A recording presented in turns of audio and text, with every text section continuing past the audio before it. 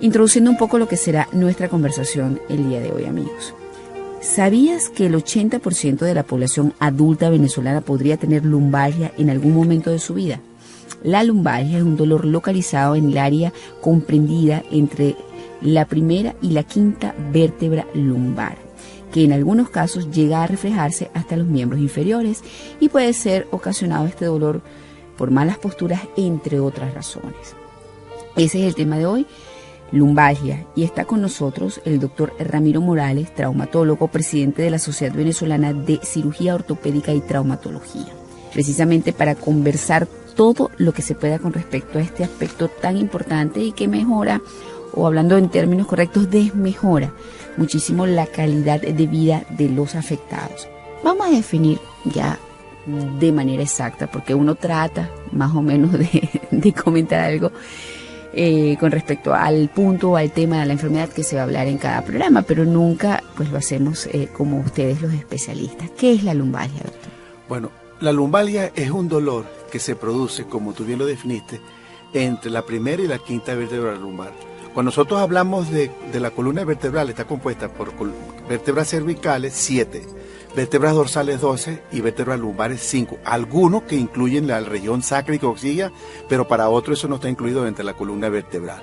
Entonces, exactamente es un dolor que se produce entre la primera y la quinta vértebra lumbar. Se puede irradiar o no a los miembros inferiores, cuando por ejemplo ves a un paciente que dice, mire, me dan calambre, parestesia, en esos los miembros inferiores, pero ya entonces ya depende del estudio que uno le haga, es una lumbalgia o una lumbociática, que es diferente.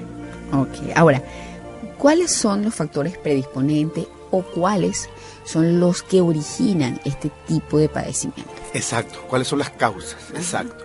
Hay dos tipos de lumbalgia, una lumbalgia aguda y una lumbalgia crónica. La lumbalgia aguda es el paciente que, encontrándose, ayer estamos en una reunión conversando lo más amable posible, pero hoy se levanta y no puede ni siquiera deambular, caminar, porque le duele la cintura.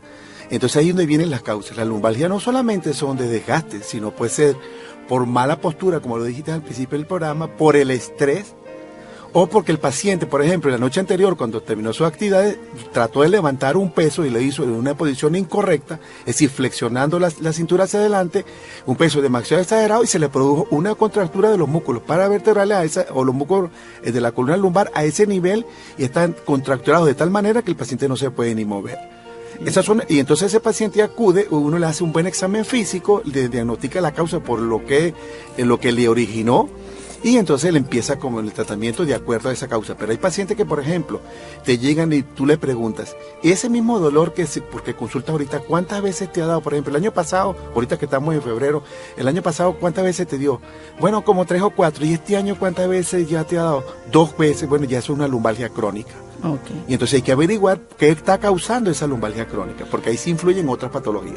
Doctor, quedamos de hablar un poco si existen cifras con respecto a la cantidad de afectados que por lumbalgia hay en Venezuela, por un lado. Por el otro lado, cuáles son los factores predisponentes o las causas que originan pues las lumbalgias, y vamos a hablar también de tratamientos, porque síntomas yo creo que ya usted describió un poco lo que experimentan los pacientes. No sé si quiere agregar algo en este sentido. Bueno, fíjate, María, en Venezuela no hay estas cifras porque no llevamos estadísticas confiables, pero en países industrializados como Estados Unidos, Francia, Alemania, Inglaterra, la lumbalgia está considerada como la primera causa de ausentismo laboral. Inclusive con la osteoporosis, aquella enfermedad silente, ya por ejemplo en Estados Unidos está considerado como una causa de salud pública. Es un problema grave de salud pública. Exacto. Fíjate tú. Junto con la obesidad, supongo. Ok, yo entre el mes de diciembre y ahorita en febrero recibí 14 pacientes con fracturas de la muñeca, que los operé. Bueno, de esos 14 pacientes, 10 son mujeres. Y de esas 10 mujeres yo les hice la densitometría ósea después de la fractura, porque no la tenía. Bueno, 8 tienen osteoporosis y 2 tienen osteopenia. Así que de la osteopenia a la osteoporosis es un pasito nada más. Okay. Y entonces, claro, esas pacientes son ya pacientes de la tercera edad. No, pero no hay y por eso quizás fue que resultaron pues lesionadas y se fracturaron las muñecas. Exacto, porque ya tienen un hueso más débil. Y con respecto a la lumbalgia, ¿qué estadísticas nos puede dar? Bueno, fíjate tú que la lumbalgia representa aproximadamente entre el 70 y el 80% de todas las patologías que se ven en la columna vertebral. En segundo lugar está la patología en la columna cervical y en el tercero la columna dorsal. O sea que es muy frecuente. Es muy frecuente. Tan frecuente quizás como la osteoporosis en este caso. No, es más frecuente la osteoporosis que la lumbalgia. Pero por eso, quizás tan frecuente como la osteoporosis, siendo todavía más frecuente la osteoporosis. Casi van de la mano una con otra. Por eso, yo me imagino que por esa misma razón fue que usted mencionó la osteoporosis como algo muy común y que las lumbalgias casi están a la par. Exacto.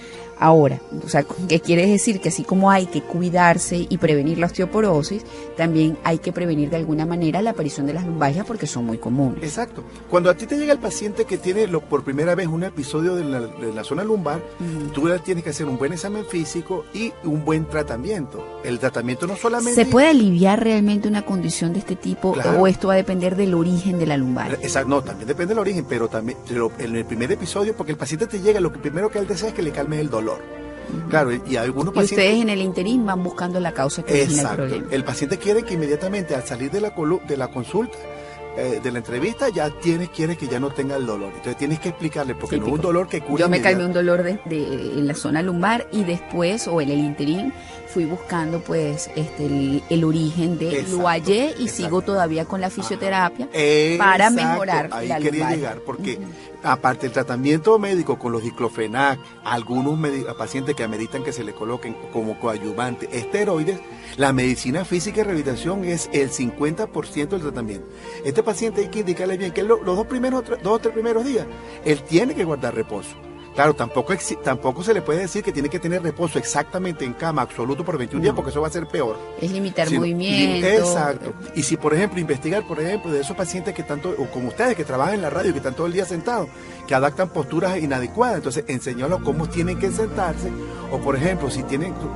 cómo elevar cargas. Exacto, pacientes que tienen que elevar objetos pesados, cómo pararse, cómo sentarse y todo eso. Cómo dormir. Mira, yo te voy a contar una anécdota. Yo fui en estos días a un curso en la Universidad de Miami, y entonces llegando cerca de Miami ponen la visita, aproches y los cinturones porque entramos en zona de turbulencia. Yo juré que hasta ese día llegaban porque el avión se movió como nunca se había movido. Bueno, una vez que el avión aterrizó, yo no me podía levantar del asiento y la azafata me decía, señor, ya llegamos. Y yo no encontraba cómo decirle que yo no me podía levantar por el estrés que me dio, el susto que pasamos y la contractura que tuve a ese nivel. Claro, una vez, como yo más o menos, yo llegué al hotel. O sea, que los orígenes pueden ser traumatismos, tensión nerviosa, en este caso el estrés, malas posturas, un mal movimiento. Un mal movimiento. Y entonces hay que educar al paciente. Accidentes también. Accidentes también, traumatismo. Pero, por ejemplo, a veces cuando tú tienes un paciente que ya tiene 2 o 3 episodios de lumbalgia y no cura, entonces ahí sí tienes que empezar a buscar otros estudios, como por ejemplo la rayos X especializada, la resonancia magnética, que ahora hay muchas técnicas como hacer para ver qué otra causa está originando esa lumbalgia. Y así establecer la terapia. Exacto. ¿Las lumbalgias se pueden confundir con otras patologías, doctor? Sí, exactamente. Mira, todo paciente llega a una lumbalgia, sobre todo en la población normal, está creyendo que tiene una hernia discal y no es así. Es muy diferente una hernia discal a una lumbalgia. Lo que pasa es que la hernia discal se acompaña de sintomatología clínica que semeja a una lumbalgia. Entonces ahí es donde viene la mano de nosotros para poder investigar bien si es una lumbalgia ocasionada por una mala postura, por el estrés, una posición inadecuada, por un esfuerzo que se hizo levantando pesos de una manera inadecuada, o si es una compresión radicular. Porque, por ejemplo, cuando a ti te hablan de lumbociática, entonces ya te está hablando de que hay un compromiso radicular, y dentro de esos compromisos radiculares hay muchas causas, por ejemplo, artrosis de la columna, degeneración del disco, pellizcamiento herniario, canal estrecho que se llama, y entonces por eso hay que investigar bien, y entonces ahí es donde vienen los estudios sofisticados para nosotros poder aclarar la resonancia magnética. Exacto. Que es el método más fidedigno que hay, y ahorita hay estudios resonadores muy sofisticados que llegan exactamente al diagnóstico de lo que tenemos. Es impresionante todo lo que se logra ver a través de eso. No, y los avances que se ha tenido ahorita, por ejemplo, cuando ya uno tiene un paciente que tiene una hernia discal, que desde el punto de vista quirúrgico, los avances que se han hecho son muy grandes, sobre todo con la nueva técnica que se llama cirugía mínima invasiva. El paciente ya no se necesita abrirlo, hacer una incisión de aquella grandísima que se hacía. Ahora, las lumbalgias en algunos momentos requerirían de cirugía para su tratamiento, o cuál es la terapéutica habitual? No. Solamente con tratamiento médico el paciente mejora. Eso sí, un buen tratamiento médico y un buen estudio del paciente, recomendándole qué es lo que tiene que hacer. Claro, yo entiendo que el paciente llega a la columna y ya de una vez quiere salir sin dolor. No, explicarle cuál fue la causa de su dolor y cuánto tiempo va a necesitar para que ese dolor le calme. Por ejemplo, analgésicos, tipo los diclofenac. Algunos pacientes, como dije anteriormente, con esteroides, y lo más importante es la medicina física y rehabilitación. Y en cuanto a la prevención, para no llegar a este bueno, tipo de enseñar a este paciente que ya subió la primera vez para que no recurra a sentarse bien, evitar el estrés, evitar los traumatismos, por ejemplo, usar el cinturón de seguridad cuando estás manejando, los saltos, la postura que tiene que hacer y todo esto por el estilo. Bueno, muchísimas gracias por habernos acompañado. Gracias a ti. Estuvimos conversando con el doctor Ramiro Morales, traumatólogo y presidente de esta sociedad. Amigos, como siempre, no me queda más que invitarlos a nuestra próxima edición de A Tu Salud. Hasta la próxima.